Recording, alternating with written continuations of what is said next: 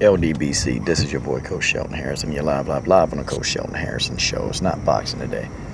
I'm finna give you guys the truth behind these churches and just what I was telling y'all, okay? You know, I go to church on Sundays, and I worship. I worship God in church. And remember I gave y'all some things, characteristics that a church has to have. All right, here's an example. And this is what I've been telling y'all about these churches that go in these like poor neighborhoods, okay? I want y'all to look at this church right here, okay? Y'all take a look.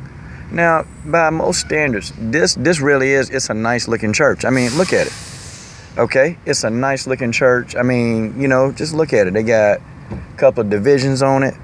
I mean, this church is really nice. But guys, we're gonna take a walk through the neighborhood that this church, they get funding from, okay? I mean, guys, I really want y'all to see. Because, see, when you go to a church, man, they supposed to be trying to help the community.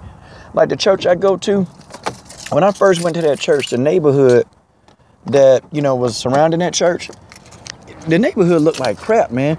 But, the church, they actually used the money, man, to build the neighborhood, to build a whole new complex around the neighborhood and make affordable housing so people can actually afford to live in the nice neighborhood. Okay, at my church, they built the homeless shelter, man. They built the homeless shelter around the church. They built these things. And, people, that's what churches are supposed to do. They're supposed to give to the community. Guys, I want y'all to look at this, okay? Look, now that's the church right there. Look how good the church looks. Look how good this church looks. Okay, nice looking church. Let's look at this neighborhood, okay? Take a look. Look at this, man. These houses got water damage all over it, man. But see, these folks in this neighborhood, they go to church here. They go to this beautiful church. They go to it. And see, these are the kind of churches I despise, man.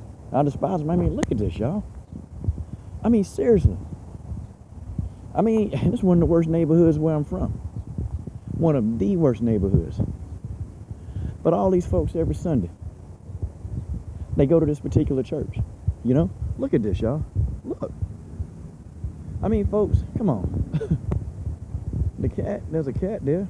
Even the cat is miserable. Even the darn cat in this neighborhood is miserable. Now, he's just looking at me.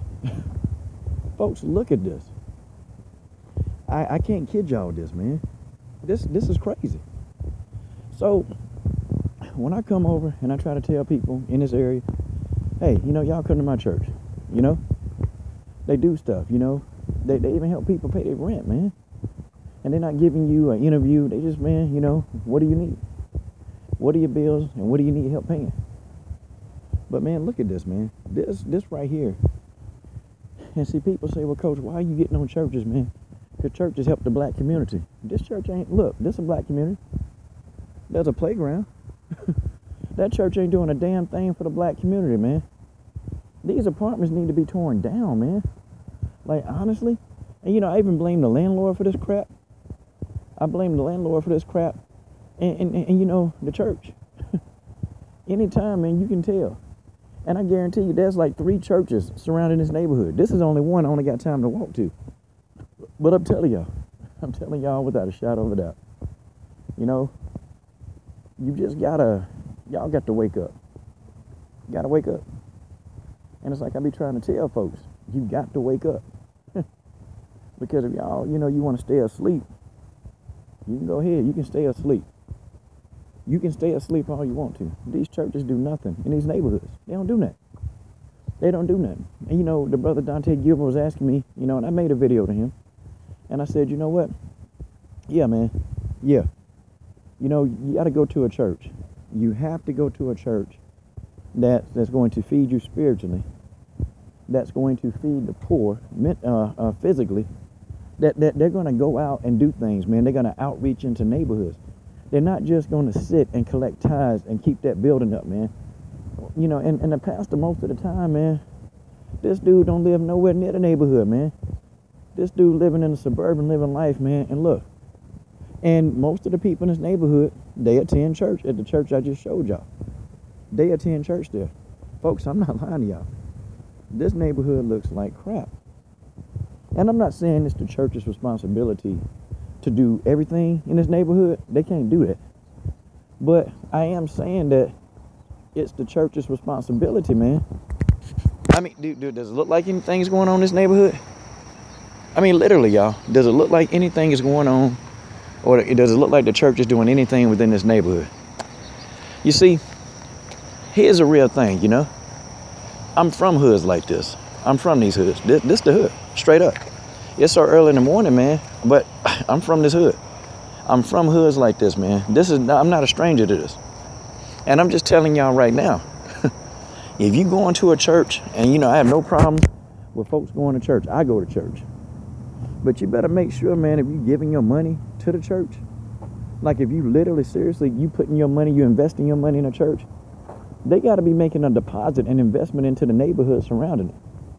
I mean, man, how many people do you think this church actually help people, you know, pay their mortgage or pay? Well, ain't no mortgage over here, it's rent. And look at this, y'all. Look at this. Look at this. Look at this house over here. I'm going to show y'all this before I go. But y'all look at this, man. That's what I be talking about. The church is no more friend to the black community than the KKK is. And you know what?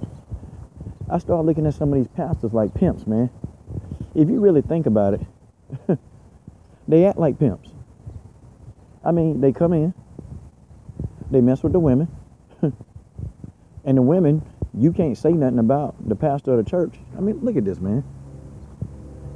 You can't say nothing about the pastor of the church, because if you do, the women, they stand up for him. They come to his defense, and he getting money. He getting paid. Every single time this pastor gets paid. Man, this is atrocious. But look how nice the church look. I mean, folks,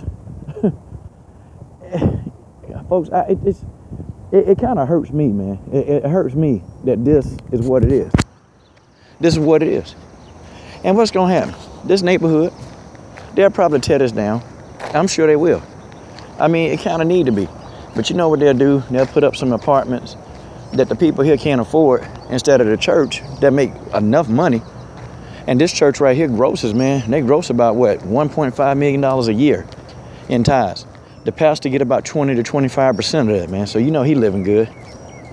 But I'm just telling y'all, instead of the church, man, actually leasing and taking this neighborhood over and making it better like my church did, they took the neighbor, and you know, our church is going into another neighborhood to take it over to do the exact same thing. Instead of them doing that, guess what? They would much rather, man, collect tithes from people who don't really have the money. And these folks will give their last dollar to help this church succeed, okay? We all know this. We can't really go around that. I mean, look at this, man. Look at this. This is ridiculous. They'll give their money to this particular church. They'll give it.